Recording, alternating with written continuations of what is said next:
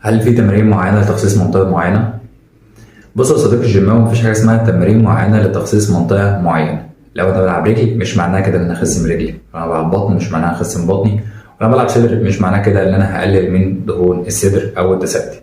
طيب، الخبراء والأبحاث هنا بيقول لك إن أنا تقليل الدهون في المنطقة الموضعية أي المنطقة المحددة هي خرافة ليس لها أساس من الصحة.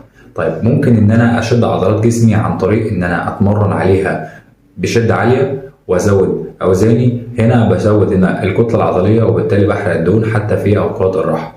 اما هنا بتشير الابحاث الى ان المناطق اللي بيقل فيها الدهون او ان انا المناطق اللي اقدر احقق فيها الدهون بتكون عن طريق الجينات مش عن طريق التمارين. وتاني حاجه، فقد الدهون بصفه عامه بياتي عن طريق التقليل من السعرات الحراريه وليس التمارين والجينات. واشوفكم في فيديو جديد، وده كان رد على سؤال